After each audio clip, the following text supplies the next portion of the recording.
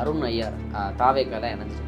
Arunraj IRS இந்த கட்சிக்கு ஒரு மரியாதை வரும்னு எதிர்பார்க்கிறாங்க. இந்த கட்சியில பல முன்னாள் எம்எல்ஏக்கள் இணைந்து கொள்கிறார்கள், பல திமுக முன்னாள் எம்எல்ஏக்கள் இணைகிறார்கள், சகாயம் இணைகிறார், செஞ்சி ராமச்சந்திரன் இணைகிறார். இப்படியான செய்தி ஓடிக்கொண்டிருக்கே தவிர இப்போ ஒரு அதிகாரி ஒருத்தர் வந்து சேர்றாரு, அவருக்கான பொறுப்பு என்ன, அவர் என்ன செய்வாரு, தேர்தல் காலத்துல என்ன பண்ண போறோம், அடுத்த ஒரு வருடம் என்ன பண்ண போறோம், புஷி ஆனந்தனுடைய ஆலோசனை பெற்றுதான் ஐஆர்எஸ் அதிகாரி நடக்கணுமா? அந்த அறிக்கை பாத்தீங்களா? விஜயுடைய உத்தரவு. விஜய் வந்து இன்னும் அரசியலுக்கு பழகலங்கிறீங்களா? அவர் பழக ரெடின்னு இருந்தாலும் அவரிடம் யாரும் நெருங்க விடாம யாரோ ஒருவர் தடுக்கிறாருங்கிறீங்களா? இப்ப விஜயை பொறுத்த வரைக்கும் அவரை சுத்தி இருக்கக்கூடிய சில சினிமா கம்பெனி நபர்கள், வெங்கட்ராம, புஷி ஆனந்த் போன்ற சில நபர்கள் அவரை நெருங்க விடாம அவர் ஒரு அந்த சினிமா இமேஜிலேயே வச்சிருக்காங்க.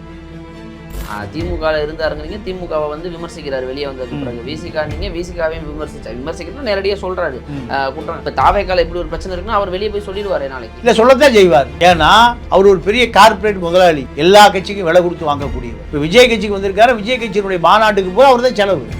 தலைவனா இருந்தா எப்படி இருக்கணும்னா மக்களோட மக்களா இருக்கணும், அப்பதான் மக்களோட வழி புரியும். இவர்களுக்குமான தொடர்பு எல்லை விரிஞ்சு கிடக்கு. நேரடியாக மக்களோட தொடர்பு இல்லாத தலைவர்கள் இவர்கள்லாம் விபத்தில் உருவான தலைவர்கள். அறம்நாடு நேயர்களுக்கு அன்பு வணக்கம். இன்று நம்மோடு இணைந்திருப்பவர் மூத்த பத்திரிகையாளர் தமிழா பாண்டியன் அவர்கள். ஐயா வணக்கம். வணக்கம்.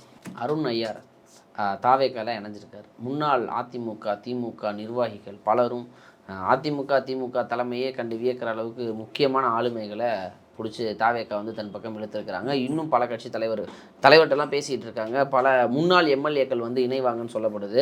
இது எந்த அளவுக்கு தாவேக்காவுக்கு பலம் பார்த்தீங்களா? பேட்டிலாம் வேற கொடுத்துருக்கிறாரு. வருமான வரித்துறை நீங்கள் இருந்தீங்களா அப்படின்னு கேள்வி கேட்டோன்னா இல்லை நான்லாம் இல்லை அப்படின்னு சொல்லிட்டு போயிட்டாரு. பட் எப்படி பார்க்குறீங்க பலம்? அதுவும் பதவி வேற கொடுத்துருக்காங்க. இல்லை, அந்த பதவியில் விஜயுடைய ஆணைக்கிணங்க, ஆலோசனைக்கிணங்க கொள்கை பரப்பு செயலாளராக செயல்படுவார். பொதுச் செயலாளராக புஷி ஆனந்தனுடைய ஆலோசனை கிணங்க, புஷி ஆனந்தனுடைய அறிவுறுத்தல் படி, அதெல்லாம் இந்த வார்த்தை இதெல்லாம் எழுதுனது புஷி ஆனந்து தான். அப்போது விரவு கடை முனுசாமி, புஷி ஆனந்த், அது அவருடைய தொழில். விரவு கடை வச்சுருந்தார். அவர் பேர் முனுசாமி. இந்த விரவு கடை முனுசாமி ஒரு ஐஏஎஸ் அதிகாரியை வேலை வாங்கக்கூடிய அளவுக்கு விஜய் கட்சி, விஜயுடைய உத்தரவு கிணங்க. அது என்ன உத்தரவு? என்ன மிலிட்ரி கமாண்டிங்கா? இப்படி கருணாநிதி கூட இப்படி ஒரு அறிக்கை கொடுத்துருக்க மாட்டார் ஒரு பொதுச் செயலாளருக்கு. உத்தரவுனா எழுத்து பேசக்கூடாது. உத்தரவுனா by order, obey the order. எதில்? இராணுவத்தில் தான் இருக்குது. அப்போ விஜய் உத்தரவு போடுவார், உத்தரவை செயல்படுத்துகிற அடிமை தான் பொதுச் செயலாளர். இது ஜனநாயக மரபே அல்ல. ரெண்டாவது, புஷி ஆனந்தனுடைய ஆலோசனை யார் கொடுப்பாராம்? இந்த ஐஆர்எஸ் அதிகாரி அருண் ராஜுக்கு. அப்போது எல்லாம் சினிமாத்தனமாகவே இருக்குது. எதுவாக இருக்கு? நீங்கள் சினிமாவில் கூத்துப்பட்டறையில் தான் ஒரு ஆணும் பெண்ணும் சதிச்சாங்கன்னா ஒருத்தர் கட்டி பிடிச்சிக்குவாங்க. இதுதான் சினிமா கல்ச்சர். கட்டி பிடிச்சி மார்போடு அணைத்து நட்பை பாராட்டுவது தான் சினிமா துறை. என்ன காரணம்னா, சினிமா துறையில் ஆணோ பெண்ணோ ஆணோ பாலியல் உணர்ச்சி என்பதை நீங்கள் இருக்கக்கூடாது. ஏன்? அதுக்கு தான் கட்டி பிடிக்கிறது. ஒரு ஆணை ஒரு பெண் கட்டி பிடிப்பது என்பது சாதாரண விஷயம் அல்ல. ஏன்? இது மரபு வழி வாழ்க்கையில் தள்ளி நின்று தொடாமல் பேசணும். ஒரு பெண்ணை பரிசம் போட்டு விட்டால் அந்த பெண் அவனுக்கு சொந்தமானவள். எத்தனை வருஷம் கல்யாணம் ஆனாலும் சரி, வேறு யாரும் அவன் மேலே தொட்டுவிடக்கூடாது. இதுதான் தமிழ் பண்பாடு மரபு. சினிமா அப்படி இல்லை. அந்த கூத்துப்பட்டையில் சேர்ந்துட்டிங்கனால ஆணை இடுப்பில் கை வச்சு ஆடுறது, மார்பில் கை வச்சு ஆடுறது, கமலஹாசனுடைய லிப் லாக், உதட கவ்வி முத்தம் கொடுப்பது, இதெல்லாம் யாருடைய கல்ச்சர்? Cinema culture. இப்போ இந்த அருண் ஐஆர்எஸ் வந்ததற்கு பிறகு இவங்க முக்கியத்துவம் கட்சி ரீதியாக இது எப்படி நகருதுன்னு பார்க்குறீங்கய்யா? அருண்ராஜ் ஐஆர்எஸ் இந்த கட்சிக்கு ஒரு மரியாதை வரும்னு எதிர்பார்க்குறாங்க. நீங்கள் இப்போ அருண்ராஜ் ஐஆர்எஸ் ஒரு ஐஆர்எஸ் அதிகாரி இந்த கட்சியில் இருக்கார். இந்த கட்சியில் பல முன்னாள் எம்எல்ஏக்கள் இணைந்து கொள்கிறார்கள், பல திமுக முன்னாள் எம்எல்ஏக்கள் இணைகிறார்கள், சகாயம் இணைகிறார், செஞ்சி ராமச்சந்திரன் இணைகிறார். இப்படியான செய்தி ஓடிக்கொண்டிருக்கே தவிர அது முழுமையாக ஒரு தேர்தலில் வாங்குகிற வாக்கு சதவீதத்தின் அடிப்படையில் தான் இந்த கட்சி தமிழ்நாட்டில் நிற்குமா நிற்காதா. ஏன்னா கமலஹாசன் கட்சி ஆரம்பித்து 3.25% வாங்கினார். இப்போ அதை ஒரு எம்பிக்காக விற்றுட்டு திமுகவில் சரண்டர் ஆகிட்டார்.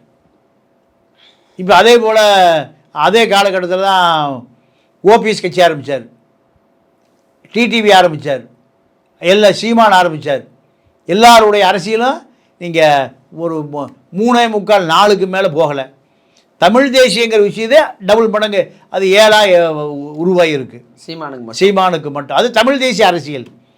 பெரியாரை பேசிய பிறகு நீங்கள் விஜயலட்சுமி வலசரவாக்கம் போலீஸ் ஸ்டேஷன் வந்த பிறகு அது பொது தேர்தலில் எத்தனை வரும்னு கணிக்க முடியாது.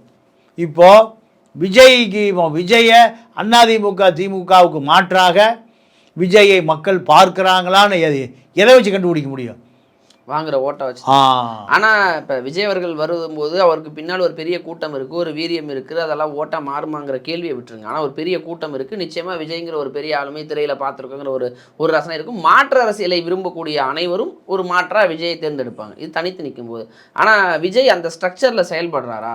ஏன்னா இப்போ ஒரு அதிகாரி ஒருத்தர் வந்து சேர்றாரு, அவருக்கான பொறுப்பு என்ன, அவர் என்ன செய்வார், தேர்தல் காலத்தில் என்ன பண்ண போகிறோம், அடுத்த ஒரு வருடம் என்ன பண்ண போகிறோம், அண்ட் நியமனமாக விஜயை தாண்டி கட்சியில் வேறு எந்த முகங்கள் தெரிந்த முகமாக இருக்குது? இப்போ மக்கள் எல்லா தொகுதியிலும் விஜய் நிற்க முடியுமா? இப்போ அதற்கான வேலைகள் இருக்கா, அல்லது தாவேக்கா செயல்படுதா அப்படிங்கிற கேள்விலாம் வருது ஐயா. இல்லைங்க, அது நீங்கள் பாண்டிச்சேரியில் முதலமைச்சராக இப்போ இருக்கார் ரெங்கசாமி இன்னும் கட்சி நிர்வாகியே போடுற இத்தனை வருஷம் கட்சி ஆரம்பித்து ஏறக்குறைய ஒரு 15 வருஷம் ஆச்சு. ஏன் போடலைன்னா ஒரு பகுதி பொறுப்பாளரை போட்டால் ஆப்போசிட் கோஷ்டி கட்சி விட்டு போயிடுவோம். 2 கோஷ்டியும் மெயின்டைன் பண்ணணும். இன்னைக்கு வரைக்கும் மாவட்ட செயலாளரோ ஒன்றியமோ நகரமோ கிளையோ எந்த பொறுப்பும் ஆள் இல்லை. அவரோட அவர் கட்சி முடிஞ்சது, அவரோட அவர் கட்சி ஆரம்பிச்சிருக்கு. அவருடைய டாக்டிக்ஸ் பார்த்தீங்களா? அது பாண்டிச்சேரியில் ஓகே. தமிழ்நாட்டில் 234 தொகுதி இருக்கேயா. 234 தொகுதியிலையும் பாண்டிச்சேரியிலேருந்து வந்த அந்த விரவு கடை முனுசாமி புஷி ஆனந்த் தான் இந்த ஃபார்முலாவை சொல்கிறார். யாருக்கிட்ட இப்போ அதில் நீங்கள் பாருங்கள், புஷி ஆனந்தனுடைய ஆலோசனை பெற்று தான் ஐஆர்எஸ் அதிகாரி நடக்கணுமா. அந்த அறிக்கை பார்த்தீங்களா? விஜயுடைய உத்தரவு. ஜனநாயகமே கிடையாது. ஜனநாயகமே நீங்கள் அந்த அறிக்கையை ஒரு தேர்ந்த அரசியல்வாதி எழுதி கொடுத்ததாகவோ ஆலோசித்ததாகவோ இல்லை. இந்த இடத்துல தான் விஜய் தவறாக வழி நடத்துகிறாங்கிற விட சரியான இன்புட் தருவதற்கான ஆட்களை பக்கத்தில் சேர விட மாட்டாங்களோ அப்படிங்க. அதுதான் நீங்கள் ஜான் ஆரோக்கியம் சொன்னார்ல, நான் பார்க்கவே முடியலைங்க, நான் பேசவே முடியலைங்கன்னார்ல. இதுதான் காரணம். ஏன்னா சினிமாக்காரனை பொறுத்த வரைக்கும் நீங்கள் அந்த படம் முடிய வரைக்கும் அங்கே இருக்கக்கூடிய அந்த செட்டில் இருக்கிற அத்தனை பேருக்கும் அவர் தான் ஹீரோ. படம் எடுத்து முடிஞ்சால் அவர் தான் ஹீரோ. ஒரு படம் ஹிட் ஆச்சுன்னா 20 பவுன்சர் 2 கோடி ரூபாய்க்கு லேண்ட் குரூசர் காரு, அவன் ஹீரோவாகவே இருப்பான். ஒரு கற்பனை உலகத்தில், அதாவது கற்பனை தொழிற்சாலை தான் சினிமா, அரசியல் கற்பனை தொழிற்சாலை அல்ல. இல்லை, இப்போ விஜய் வந்து இன்னும் அரசியலுக்கு பழகலாங்கிறீங்களா? அவர் பழக ரெடின்னு இருந்தாலும் அவரிடம் யாரும் நெருங்க விடாமல் யாரோ ஒரு தடுக்கிறாருங்கிறீங்களா? எப்படி சொல்ல வரீங்க? இல்லைங்க, நீங்கள் அதாவது ஒரு தலைவன் சரியாக இருந்தால் அடுத்தடுத்து வர்றவனெல்லாம் சரியாக. நீங்கள் தலைவன் நீங்கள் ஒரு பழமொழி சொல்லுவாங்க, ஒரு முட்டாள் அவர் அறிவாளி. நிறைய முட்டாள் சேர்ந்தான்னா அறிவாளியை முட்டாள் ஆக்கிடுவான். ஒரு முட்டாளை நிறைய அறிவாளி சேர்ந்தான்னா அவனை என்ன ஆக்கிடுவான்? அறிவாளி ஆக்கிடுவான். இப்போ நீங்கள் தலைவன் எவ்வளியோ அதே மாதிரி தான் கீழே இருக்காங்க, கீழே எப்படி இருக்காங்களோ அதே மாதிரி தான் தலைவனும் இருக்காங்க. இப்போ எம்ஜிஆரை பொறுத்தவரை கட்சி ஆரம்பித்தார். கட்சி ஆரம்பித்தா கடைசியில் இருக்க தொண்டனுடைய வழி, அரசியல் வழி என்னன்னு எம்ஜிஆருக்கு தெரியுது. அவனை தான் எம்எல்ஏ ஆக்கினார். பஸ்ஸுக்கு காசு இல்லாமல் சென்னை வந்து சேர்ந்தவனெல்லாம் போகும்போது எம்எல்ஏ சீட்டோட போனான். அதுதான் எம்ஜிஆர் இன்னைக்கு வரைக்கும் உயிரோடு வச்சுருக்கு. ஜெயலலிதாமையாரும் சில பல நபர்கள் ஆமா ஆமா ஆமா ஆமா ஆட்டு மேய்த்தவரை எல்லாம் கொண்டு வந்து ஆமா ஆமா ஆமா ஒரு பெருமை ஆமா ஆமா இருக்கு. ஆனால் இப்போ விஜயை பொறுத்த வரைக்கும் இந்த நபர்கள் அவரை சுற்றி இருக்கக்கூடிய சில சினிமா கம்பெனி நபர்கள் வெங்கட்ராம, புஷி ஆனந்த் போன்ற சில நபர்கள் அவரை நெருங்க விடாமல் அவர் ஒரு அந்த சினிமா இமேஜிலேயே வச்சுருக்கான். நீங்கள் தாங்க முதலமைச்சர், நீங்கள் தாங்க முதலமைச்சர். எப்போ நீ சினிமாக்கார இயற்கையாகவே தலக்கணத்தோடு இருப்பான். இப்போ விஜயை பாருங்கள், நீங்கள் ஜெயலலிதாவே இப்படி கையெடுத்து கும்பிடும். அப்படி ஒரு ஃபோட்டோ இது வரைக்கும் நான் பார்த்ததே இல்லை விஜய் கும்பிட்டு. இதுக்கு மேலே தூக்குறது இல்லை, கையை கூட இப்படி தூக்குறது இல்லை, கை வலிக்கும் இப்படி தான். அப்போது அந்த திமிர்த்தனமும் அந்த கர்வம் வந்தால் தான் எப்படி இருக்கும், ஒரு ஒரு ஒரு வகையாக மக்களை பார்ப்பது, ஒரு அலட்சியமாக பார்ப்பது. இது யார்கிட்ட இருக்குது? விஜய்கிட்ட இருக்குது. எம்ஜிஆர் அப்படி இல்லை. எம்ஜிஆர் என்ன பண்ணுவார், இப்படி தான் கும்பிடுவார். ஜெயலலிதா இப்படி தான் கும்பிடுவார். கவனிச்சிருக்கீங்களா? இதெல்லாம் பாடி லாங்குவேஜ். நீங்கள் ஒருவரை பார்த்து உணர்ச்சி வசப்பட்டு தன்னை மீறி வர்றது. ஆனால் இவர்களை பொறுத்த வரைக்கும் தாங்கள் ஒரு பெரிய தலைவராக கற்பனை செய்து கொண்டு மக்களை நீங்கள் ஒரு பெரிய இடைவெளி வைத்து கொள்வது. நீங்கள் ஒரு தலைவனாக இருந்தால் எப்படி இருக்கணும்னா மக்களோட மக்களாக இருக்கணும். அப்போ தான் மக்களோட வழி புரியும். மக்களுக்கு இவர்களுக்குமான தொடர்பு எல்லை விரிஞ்சு கிடக்கு. நேரடியாக மக்களோட தொடர்பு இல்லாத தலைவர்கள் இவர்கள்லாம் விபத்தில் உருவான தலைவர்கள். நீங்கள் 150 கோடி ரூபாய் சம்பளம் வாங்குறவன் 150 ரூபாய் சம்பளம் வாங்குறவனை பற்றி என்னங்க தெரியும்? சரி, இப்போ கட்சியில் முக்கியமாக இப்போ சிடி நிர்மல்குமார் இணைஞ்சார், இப்போ ஆதவ ஒரிஜினா இணைஞ்சாங்க. இப்போ இவங்கெல்லாம் சொல்லலையா? இல்லை, இவங்கெல்லாம் சொல்ல முடியாது. இவர்களெல்லாம் விஜய்கிட்ட விஜய் எதை கேட்கிறாரோ அதை தான் சொல்ல முடியும். ஆதவ ஒரிஜினா கூட? ஆமாம், ஆதவ ஒரிஜினா கூடவானா. ஆதவ ஒரிஜினா இப்போ 40 கட்சிக்கு போயிட்டு வந்துட்டார். திமுகவில் இருந்தார், சிறுத்தையில் இருந்தார், அதிமுக போகிற கடைசி நேரத்தில் விரட்டி விட்டாங்க. இப்போ விஜய்ட்டு வந்திருக்காரு. இல்லையா, நீங்கள் சொல்கிற மாதிரி அப்படி இருந்ததுன்னா திமுகவில் இருந்தாருங்கிறீங்க, திமுகவை விமர்சிக்கிறார் வெளியே வந்ததுக்கு பிறகு. விசிகா நீங்கள் விசிகாவையும் விமர்சிக்கிறோம் நேரடியாக சொல்கிறாரு குற்றம். இப்போ தாவேக்கால இப்படி ஒரு பிரச்சனை இருக்குன்னா அவர் வெளியே போய் சொல்லிடுவார் நாளைக்கு. இல்லை, சொல்லத்தான் செய்வார். ஏன்னா அவர் ஒரு பெரிய கார்ப்பரேட் முதலாளி, எல்லா கட்சிக்கும் விலை கொடுத்து வாங்கக்கூடியவர். இப்போ விஜய் கட்சிக்கு வந்திருக்காரு, விஜய் கட்சியினுடைய மாநாட்டுக்கு போய் அவர் தான் செலவு. திருமாவூர் இருந்தானா திருமா கட்சியில் அவர் செலவுக்கு அவர் தான். திமுகவில் இருந்தானா அவங்க மாமா 600 கோடி ரூபா திமுகவுக்கு தேர்தல் ஃபண்டா இல்லை ஒயிட்டில் கொடுத்தார், பத்திரமா கொடுத்தார் 600 கோடி ரூபா. இதுதான் ஆதவ ஒரிஜினாவுடைய அரசியல் ரோலே தவிர அவருக்கு கீழே இருக்கிறவனுடைய மக்களுடைய பல்ஸை பார்க்க தெரியாது. கோடிகளில் இருக்கக்கூடியவன் தெரு கோடியில் இருக்கிறவனுடைய அரசியலை பார்க்க தெரியாது. எடுத்து சொல்லி சண்டை போட்டு அவர் மாற்றக்கூடிய வலுவும் கிடையாது. விஜய் இப்படி ஒரு பார்வை பார்த்து நீ எங்கிருந்து வந்த என்ன அத்தனை பார்வையும் அந்த ஒரு பார்வையில் இருக்குது, அப்படியே ஆஃப் ஆயிடுவார். சண்டை யார் போடுவா? இழப்பதற்கு உயிரை தவிர ஒன்றுமே இல்லைன்னு சொல்கிறான்ல, அவன் தான் அரசியல் சண்டை போடுவான், அரசியலில் சண்டை போடுவான். அப்படி ஆளெல்லாம் அங்கே இல்லை. ஐஆர்எஸ் அதிகாரி புஷி ஆனந்த் கீழே வேலை செய்வார்னு அறிக்கை வருது. புஷி ஆனந்த் யார் தலைமை கீழே வேலை செய்கிறாரு? விஜய்க்கு உத்தரவுக்கு கட்டுப்படுறார். சோப்பில் சட்டையிலெல்லாம் விஜய் படத்தை போட்டுட்டு விஜய் எதன் அடிப்படையில் உத்தரவு பிறப்பிக்கிறார்? விஜய் எப்படியா முதலமைச்சர் நாற்காலிக்கு போயிடும்.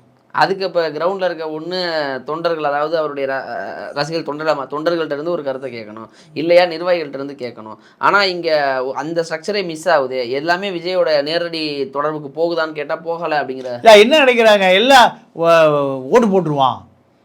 நமக்கு திமுக அதிமுக அதிருப்தி வாக்கு தன்னை முதலமைச்சர் நாற்காலி கொண்டு போயிடும். ஏன்னா தனக்கு கூடுகிற கூட்டம், தன்னை பார்க்குறதுக்கு உயிரை விடுறான். கடலூரில் விஜய் முன்னாடி கல்யாணம் பண்ணணும்னு விரும்புகிறவன் விஜய் படம் ரிலீஸ் ஆனோடனே விஜய் வந்தோடனேயுமே பொண்டாடி தாலி கட்டுறான். எங்கே ஒரு 2000 ரூபாய் உட்காந்துருக்கு தேட்டரில். தாலி கட்டிட்டு விஜய் மாதிரியே குழந்தை பக்கணும் அடுத்த வேலையை ஆரம்பிச்சிட்டான். தடுத்து நிறுத்திட்டானுங்க, இல்லைன்னா வேறு மாதிரி ஆகிருக்கும். அப்போ இந்த கூட்டம் இருக்கிற வரை விஜய் யாரையும் பார்க்க வேண்டியதில்லை. இந்த கூட்டம் முட்டாள் கூட்டம். விஜய் கட்சி சின்னம்னா குத்தி போட்டுருவான். 10% ஓட்டு இப்போவே இருக்குன்னு ஒரு புள்ளி உரங்கள் சொல்லுது. 6.5 கோடி வாக்காளர்களில் 65 லட்சம் பேர் இப்போ வந்துட்டாங்கிறாங்க. இல்லை இப்போ எதுவுமே அதாவது விஜய் இத்தனை வருடம் சினிமாவில் உழைத்ததற்கே 10%ன்னா இன்னும் வீரியமாக உழைத்தா மக்களுடைய பிரச்சனையை புரிஞ்சுக்கிட்டா மக்களுடைய வழியை புரிஞ்சுக்கிட்டா இது 2 மடங்கு ஆகும்ல. இந்த சிந்தனையை எடுத்துகிட்டு போய் சொல்கிறதுக்கு யாரும் இல்லையா, இல்லை அது கேட்குறதுக்கு விஜய் ரெடியாக இல்லையா? இல்லை, சொல்கிறதுக்கு ஆள் இல்லை, கேட்பதற்கு ஆள் இல்லை, ரெண்டும் நடக்கும். அப்போ இப்போ வந்திருக்க அந்த IRS அதிகாரிகள் இவர்கள்லாம் என்ன இது மாதிரி எதுவும் போய் பண்ண மாட்டாங்களா? அவரோட ஆர்கியூமெண்ட் பண்ண முடியாது. நீங்கள் நான் பல தலைவர்களை பார்த்துருக்கேங்க. ஜெயலலிதாவுடைய அரசியல்லாம் ஆர்கியூமெண்ட்டில் பண்ணவே முடியாது. கருணாநிதிட்டையும் பேச முடியாது. எம்ஜிஆர் ஆலோசனை கேட்பார். எம்ஜிஆர் ஆலோசனை கேட்பார். ஏன்னா எம்ஜிஆர்கிட்ட இருந்த தலைவர்கள் பூரா எம்ஜிஆரை விட அரசியலில் கருணாநிதிட்டு இருந்து அண்ணாட்டிருந்து வந்த ஆட்கள். இப்போ எஸ்டிஸ் போன்றவங்கள்லாம், பாவு சண்முகம், இப்படி பல பேர் இருந்தாங்க, ராஜாராம் எல்லாம் இருந்தாங்க. அவர்கள்ட்ட ஆலோசனை கேட்பார் கருணாநிதி.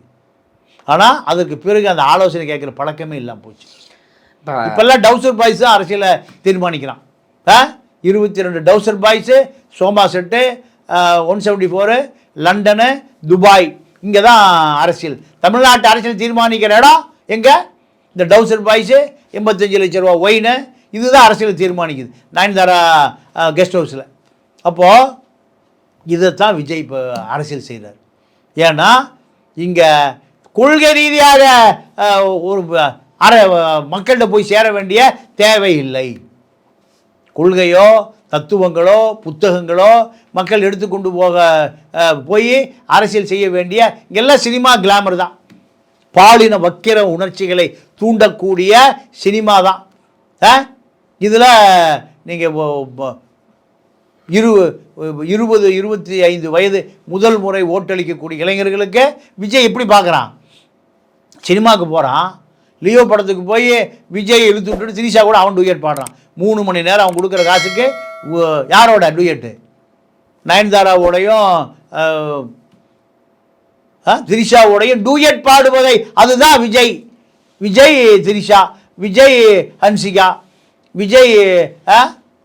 அப்போது ஒரு விஜய் 50 வயசாச்சு, அவர் பையனுக்கு கல்யாணம் பண்ண போகிற நிலமை, அவர் பாடுற பாட்டு டாடி மம்மி வீட்டில் இல்லை, தடை போட ஆளே இல்லை,